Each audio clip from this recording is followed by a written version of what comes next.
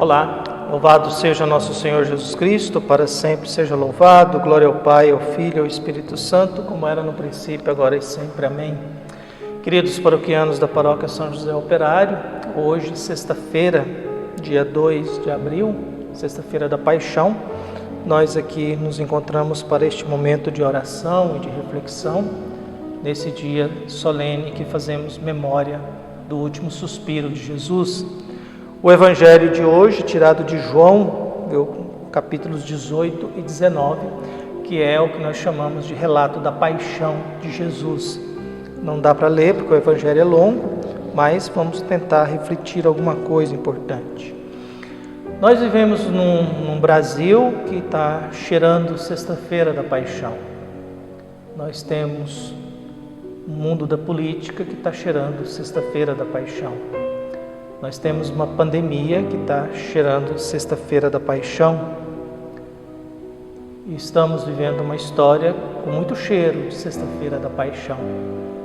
E o cheiro da sexta-feira da paixão não é bom, não é agradável, porque nos deparamos com situações difíceis para nós. Afinal, como entender que o Filho de Deus vai parar numa cruz? Como olhar para a cruz sem sentir dor? Como olhar para a cruz sem ter um sentimento ruim? Então, nós vivemos nessa angústia, nessa tristeza e ao mesmo tempo tentando entender este mistério da morte. A morte é sempre um mistério que nos faz tremer, que nos abala, que nos assusta, que nos deixa inconformado. Quando a gente acorda e fica sabendo que por uma única causa quase 4.000 brasileiros não existem mais, quando a gente descobre que mais de 6 cidades de Paraíso e Tocantins não existem mais no Brasil, mais uma cidade do tamanho de Palmas não existe mais, se todo mundo que morreu morasse no mesmo lugar, a gente fica se perguntando por que chegamos a isso? Qual que é o limite da nossa maldade? Qual que é o limite da nossa ignorância? Quem somos nós? Estamos mais próximos desse Jesus carregando a cruz ou estamos mais próximos dos outros personagens que fizeram parte disso? O Evangelho que nós temos pode ser dividido em 5 momentos. Primeiro, no jardim, capítulo 18, versículos de 1 a 11. Segundo, Jesus diante do poder religioso, capítulo 18, versículos de 12 a 27. Terceiro, Jesus diante do poder político, capítulo 18, de 28 a 19, 16a. No quarto, Jesus no Gólgota, capítulo 19, de 16b a 37. E o quinto, novamente, Jesus no jardim, capítulo 19, de 38 a 42. No primeiro jardim é interessante porque o Evangelho começa e termina no jardim. O jardim nos lembra o ato da criação. O jardim é onde tem vida. No deserto tem morte, no jardim tem vida, tem água. É onde Deus colocou a humanidade. O relato da paixão de Jesus começa no jardim. Esse lugar Jesus costumava ir. Jesus se distancia de Jerusalém, por isso está no jardim. E ali com os seus é um lugar que Jesus costumava frequentar. Era um lugar que Jesus costumava ir, e é nesse jardim que Judas também entra, mas Judas não entra como alguém que está em comunhão com Jesus. Judas conhece esse lugar, participa disso, mas Judas entra como alguém que vai trair Jesus. A traição de Jesus era feita de dentro para fora. A traição de Jesus é feita por um amigo. Apesar que os fariseus, os doutores da lei, não precisavam da ajuda de Judas, mas eles aceitaram a ajuda de Judas. Então, o que nós temos? Judas entra também, mas Judas entra como ladrão. Judas entra no ambiente do jardim como uma tentação. Ele entra como um soldado. E é interessante que Jesus é que toma a iniciativa. O que vocês querem? Ele olha para o soldado, o que vocês estão procurando?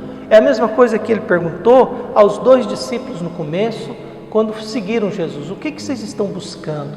Esta acaba sendo a grande pergunta de todos nós hoje. O que nós estamos buscando na cruz? O que nós estamos buscando na cruz? Jesus olha para os soldados: o que vocês querem? E eles respondem: Jesus de Nazaré. E Jesus diz: sou eu.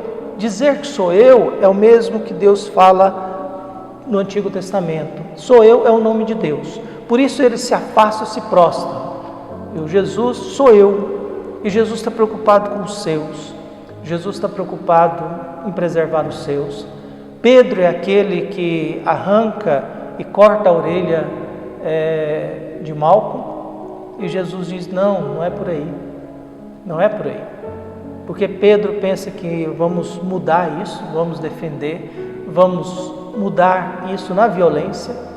E nós às vezes somos assim, a gente quer resolver problemas no grito, a gente quer resolver violência com violência, a gente quer resolver problemas com problemas, a gente quer resolver a vida com a morte, ou a gente quer resolver a paz com a guerra. Então, nesse primeiro momento de Jesus, nós temos Jesus, os soldados, Judas, Pedro, e é ali que acontece isso. Jesus é preso, mas Jesus preserva todos os seus. Jesus que se entrega. Jesus não foge, ele se entrega porque no Evangelho de João, Jesus não é vítima. Jesus tem plena consciência. Jesus sabe do que tem que fazer, como fazer e a hora de fazer. Por isso que Jesus se entrega, e preserva os seus. No segundo momento, Jesus é levado a Anás. Anás era o ex-sumo sacerdote, mas já tinha deixado o cargo. Mas é aquelas figuras que deixam o cargo, mas nunca deixa de ser a referência, né? Não tem mais o título, mas tem a autoridade. Ainda continua sendo a referência. Por isso é levado a ele na calada da noite. Ele não dá certo muito diálogo. Ele leva Caifás. Caifás também não dá certo muito diálogo, que são gente da religião incapaz de reconhecer Jesus, gente da religião incapaz de perceber a presença de Deus naquele momento, porque estão corrompidos pelo poder religioso. É a religião que mata Deus em benefício próprio, é a religião que condena Deus em benefício próprio, é o poder religioso que não reconhece a presença de Deus diante deles, como acontece muitas vezes diante do mundo em que nós vivemos. Então nós temos esse segundo momento, Jesus diante de Anás. Anás não dá por satisfeito, manda para Caifás. Caifás também não dá por satisfeito, manda Jesus para um terceiro momento, que é diante do poder religioso. E aí vem o diálogo entre Pilatos e Jesus. Jesus é que manda no julgamento. E Pilatos é um homem perdido. É um homem diante do poder político perdido. Ele entra e sai, fala com Jesus, fala com a multidão. Paralelamente a isso, nós temos Pedro negando Jesus. Jesus confiando em todos, Jesus confia em Deus, confia nos seus amigos, vai respondendo a Pilatos, diz que o reino dele não é desse mundo. E Pilatos: tu és Deus, tu és rei dos judeus, como é que é? E Pilatos vai e fala com a multidão e volta, e é esse diálogo angustiante. Paralelamente, um Pedro doido, covarde, assustado, medroso, negando Jesus. Do outro lado, Jesus sentado, tomando conta do julgamento. Pilatos, um homem perdido, que não sabe como agir. A multidão enfurecida, que escolhe Barrabás do que a Jesus. E Pilatos sem saber o que fazer. Então nós vivemos essa cena, esse momento difícil, que às vezes somos nós perdidos para manter o nosso poder. A gente não sabe quem a gente serve, se serve a Deus ou serve o povo. Para manter a nossa zona de conforto, a gente não sabe a quem a gente dá atenção. Se a gente dá atenção a Deus ou dá atenção ao povo. E o povo, querendo Barrabás, prefere um ladrão, prefere um criminoso, do que necessariamente escutar Jesus Cristo, que matou a fome, que curou, que ensinou o amor, que tentou fazer com que a justiça prevalecesse, que tentou mostrar para nós que Deus é bom e nos quer bem, que tentou, mas no final, para ser fiel a Deus, teve que se submeter a isso. Então nós temos aí esse momento. O poder religioso elimina Jesus, agora o poder político também elimina Jesus. Jesus vai parar no Calvário, no Gólgota. Ali João não fala sobre os ladrões, e João também não diz o grito de Jesus: meu Deus, por que me abandonastes? Para João, Jesus é plenamente consciente e sabe do que precisa fazer para que a glória de Deus aconteça, e sabe que chegou a sua hora. É a hora da glorificação de Deus, tema tão importante no Evangelho de João. E essa glória se dá na cruz e depois na ressurreição. Então nós temos esse Jesus, não aparece isso, mas a frase central de tudo é: está tudo consumado. Essa é a palavra central. Está tudo consumado, e ali Jesus entrega o seu Espírito. Viu? Jesus entrega o seu Espírito. A gente pode interpretar essa entrega ao seu Espírito como entregou o Espírito a Deus, ou entregou o Espírito à humanidade, à história da humanidade. O fato é que Jesus que entrega, ninguém arranca a vida de Jesus. Jesus entrega o seu Espírito, porque está tudo consumado, está tudo feito, está tudo pronto, está tudo realizado. É um homem morrendo consciente do fim, mas também consciente de que está tudo consumado. Jesus morre na hora que os cordeiros eram preparados e sacrificados no templo para a Páscoa do dia seguinte.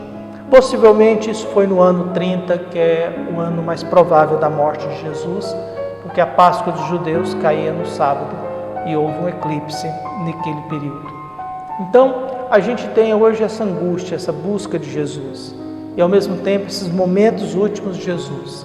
Jesus, no Evangelho de João, ele não dá um grito e para. No Evangelho de João, ele entrega o Espírito, porque está tudo consumado.